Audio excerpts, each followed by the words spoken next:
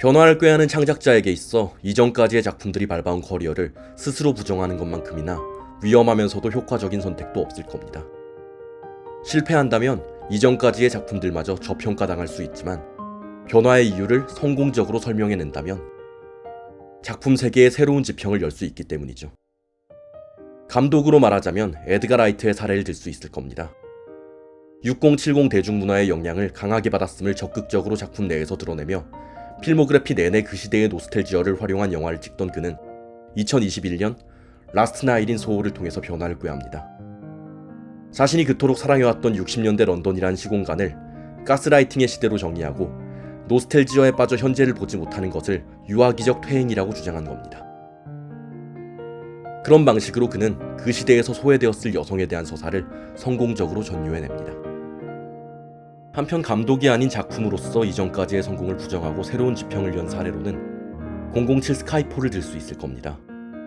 007의 60주년 기념작으로 개봉한 해당 작품은 냉전 시대의 산물로 등장한 스파이 무비의 한계를 직시하고 냉전의 종식 이후 달라진 세계에 대한 문제의식을 건네며 기존의 서사를 완전히 탈피하고자 합니다. 그런 과정에서도 이전까지 시리즈들이 보여줬던 스타일을 그대로 계승하며 세계의 변화에도 불구하고 첩보물로서의 007 프랜차이즈 자체는 계속되어야 함을 역설하죠.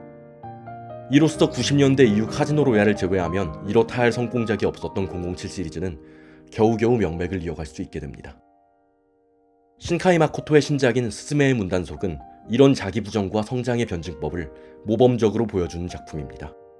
너의 이름은과 날씨의 아이에서 보여주었던 재난서사의 문법을 그대로 따라가는 이 작품은 소재와는 달리 주제의식에 있어서는 그간 신카이 마코토가 발을 딛고 서 있던 일본 아니메 특유의 세카이계 서사와 구원에 대한 낙관을 당당히 포기합니다. 대신 재난 이후 사람들의 현실로 눈을 돌려 로드무비의 형식으로 재난의 상흔을 안고 있는 현장을 하나하나 방문하며 그들에게 애도와 위로를 전하려고 합니다. 이로써 신카이 마코토는 비록 자신의 근간이 아니메에 있을지언정 이제 자신이 나아가야 할 자리는 시네마에 있음을 확실히 합니다. 구원을 위한 도피초로서의 세카이계를 버리는 대신 구원받지 못할지언정 모두가 제자리에서 제 할 일을 하는 세계를 긍정함으로써 말입니다. 이제야 비로소 신카이 마코토를 애니메이션 감독이 아니라 영화 감독으로 기대할 수 있을 것 같습니다. 100년의 영화 김노엘입니다.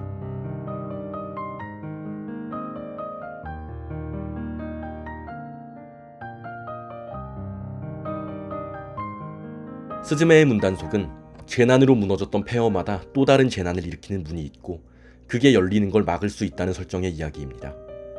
문의 열림을 막는 것은 토짓이라는 존재들인데 그들은 과거 그 자리에서 일어났던 재난의 상황을 다시 보고 들으며 그 상황 속 이들을 위로함으로써 새롭게 들이닥칠 재난을 막아냅니다. 한편 물이 열리는 걸 막아주는 존재로서 일본에는 동쪽과 서쪽에 하나씩의 요석이 꽂혀 있습니다. 영화는 규슈에 꽂혀있던 요석을 우연히 발견한 스즈메가 뽑아버린 것으로 시작됩니다. 요석은 깨어나서 고양이 정령 다이진이 되고 그런 다이진을 단순한 고양이로 여긴 스즈메는 그에게 우리 집 아이가 되지 않을래? 라며 묻습니다. 그 말 한마디에 다이진은 요석으로서의 자신의 역할을 저버립니다. 대신 그곳의 재난을 막으러 온 토지시인 소타에게 저주를 걸어 그를 스즈메 어머니의 유품인 의자에 가둬버리죠. 소타에게 호감을 품게 된 스즈메는 함께 다이진을 찾아 헤매며 수차례 문을 닫고 재난을 막아냅니다. 그 과정에서 이전까지 재난이 벌어졌던 공간들을 방문해 그들에게 애도를 전합니다. 그곳에서 재난과 직간접적으로 연관되었던 이들을 만나고 그들과 도움을 주고받기도 하고요. 영화의 초중반부 전체를 구성하고 있는 이 로드무비의 과정은 어찌 보면 강박적이라고 느껴질 정도로 비슷한 흐름의 반복입니다. 이야기의 프롤로그가 되는 규슈에서 쓰나미로 폐허가 된 마을을 방문한 것에서부터 시코쿠에서는 산사태로 폐허가 된 지역을, 고베에서는 쇠락으로 버려진 놀이동산을 방문하는 이들의 여정은 지난 한 세기 동안 일본 열도 내에서 벌어졌던 수많은 재난들을 연상케 합니다. 이들이 만나는 사람들부터가 그래요. 시코쿠에서 만난 치카는 산사태로 폐허가 된 중학교 출신이고 고베에서 만난 루미는 버려진 놀이공산에 대한 서글픔을 가지고 있는 인물입니다. 여행의 출발지인 규슈에 버려진 마을은 스즈메가 스스로 성장하며 봐왔던 공간이고요. 이처럼 3번의 문단속과 위로 방문을 반복하면서 영화는 이 이야기의 초점이 재난으로부터의 애도에 맞춰져 있음을 확실히 합니다. 그리고 이런 태도는 영화가 후반부에 이르고 무대가 도쿄로 옮겨가면서 더욱 분명해집니다. 이미 서쪽 규슈의 요석이 깨진 상태에서 도쿄에 도달한 스즈메와 소타 일행은 남은 하나인 도쿄에 꽂힌 요석마저 파괴되는 걸 목격하게 되는데요. 2개의 요석이 모두 파괴된 상황에서 영화 속 세계는 재난을 일으키는 미지의 힘인 미미즈의 본체가 도쿄를 덮칠 위기에 처하게 됩니다. 작중에서는 비슷한 상황이 100년 전에 일어났다고 언급되죠. 이 100년 전의 사건이 정말 중요한데요. 정황상 이 사건은 1923년 벌어졌던 관동 대지진을 의미합니다. 12만 가구의 집이 무너지고 45만 가구가 불탔으며 사상자가 40만 명에 달했던 이 대지진은 분명 20세기 이후 일본이 겪은 최악의 재난 중 하나입니다. 그러나 진짜 재난은 따로 있었습니다. 관동 대지진 직후 일본 내각은 지진으로 휴휴해진 민심을 바로잡고자 지진의 배후에 조선인이 있다는 말도 안 된 주장으로 제1조선인들을 학살하기 시작했습니다. 그로 인해 최소 2,000명, 최대 6,000명으로 추정되는 무고한 조선인들이 학살당했는데요. 이 사실을 직시하고 영화를 본다면 우린 어렴풋하게 모종의 특이점을 눈치채게 됩니다. 영화 속에서 말하는 재난이란 단순히 자연에 의한 천재지변만을 말하는 게 아니라 인간의 과오로 인해 발생하는 모든 재난을 포함하고 있다는 거죠. 이쯤에서 우리는 미미즈와 요석이 영화 속에서 은유하는 바가 무엇인지를 생각해 볼 필요가 있습니다. 재난을 일으키는 미지의 힘인 미미즈는 인간이 이해하려 해도 이해할 수 없고 선이나 악 같은 윤리적 자태로는 파악할 수 없는 존재입니다. 사실 당연한 얘기죠. 재난에는 실체가 존재하지 않으니까요. 자연재해는 우리가 막으려고 한다고 막을 수 있는 것도 아니고 우리가 조심한다고 일어나지 않는 것도 아닙니다. 하지만 요석은 다릅니다. 요석은 인간이 미미지가 존재하는 곳에 꽂아 넣음으로써 미미지를 억제하는 것으로 묘사되는데 이건 어찌 보면 지극히 인위적인 것입니다. 그래서인지 유추해보건대 요석이라는 존재는 인간이 지켜야 할 자연과의 관계성을 은유한 게 아닐까 하는 생각이 들었습니다. 재해 자체는 막을 수 없을지언정 인간이 최소한 자연과 관계하는 과정에서 지켜야 할 선을 지킨다면 그 결과를 최소한으로 줄일 수는 있을 테니까요. 요석이 모두 사라져버린 채 벌어진 재난의 사례가 100년 전에 관동 대지진이었다는 점이 이를 단적으로 드러냅니다. 재해로 인한 인명피해는 막을 수 없는 것이었지만 그 후 재해의 원인을 다른 대상에게 돌리며 벌어진 2차적 재난은 인간이 조금만 더 이성적이었고 자연을 대상화하지 않았다면 충분히 벌어지지 않을 수 있는 것이었으니까요. 이런 방식으로 영화는 재난 앞에서 소외된 이들을 단순히 위로하는 작업에서 그치지 않고 일어나지 않아도 됐지만 인간의 잘못된 욕망으로 인해 벌어져버린 재난을 비판하는 데에도 앞장설 것임을 확실히 합니다. 그런데 이런 태도는 이전까지의 신카이 마코토 영화와는 크게 궤를 달리합니다. 신카이 마코토는 2011년 동일본 대지진 이후 일본이 겪은 트라우마와 PTSD를 이용한 서사를 지속적으로 다루었지만 그걸 영화적인 시선으로 현실과 결부시키려 시도한 적은 없는 감독이었습니다. 예컨대 본격적으로 재난을 주된 테마로 다루기 시작한 너의 이름은에서 소행성 충돌이란 재난은 시공간을 초월한 기적이라는 주언을 통해 지워져 버립니다. 한편 영원히 멎지 않는 호우라는 재난을 다루는 날씨의 아이에서 재난은 어떤 경우에도 공동체를 위해 개인이 희생하는 것은 정당화될 수 없다는 세카이의적 선언에 의해 소비적으로 다루어지죠. 하지만 스스메의 문단 속에서 그는 이제 실제의 재난을 당당히 영화 속으로 소환해내고 그걸 기억하고 애도하며 한편으로는 일어나지 않아도 되었을 재난이 일어났다는 사실에 분노를 표해야 한다고 선언하고자 합니다. 그가 서브컬처 애니메이션 감독에서 시네마를 생산하는 영화 감독이 되었다는 점을 단적으로 드러낸 대목이죠. 그렇다면 그가 논하는 일어나지 않아도 되었을 재난은 요석이 뽑혀버렸다는 영화 속 서사가 은유하는 자연과의 관계성 파괴는 어떤 것일까요? 간단합니다. 인간에 의한 자연의 대상화와 파괴입니다. 동일본의 간토 지방에 들어서고 스즈메의 어머니에 관한 숨겨진 이야기가 조금씩 드러나면서 영화는 본격적으로 오늘날 일본인들의 가장 큰 트라우마인 동일본 대지진을 다루기 시작합니다. 12년 전에 그 사건으로 언급되고 스즈메가 4살 때 발생했던 재난인 3.11 동일본 대지진은 지진과 쓰나미 자체가 불러온 피해보다도 더 큰 2차적 피해를 안고 온 재난이었습니다. 바로 후쿠시마 원전 피폭이었죠. 1차적 재난인 지진과 쓰나미는 물론 막을 수 없는 자연재해였지만 원전 피폭은 그렇지 않았습니다. 원자력 발전의 매뉴얼을 잘 지켰다면, 관련자들이 보다 책임감 있게 사후 대책을 마련했다면 충분히 실제보다 크게 줄일 수 있는 사건이었죠.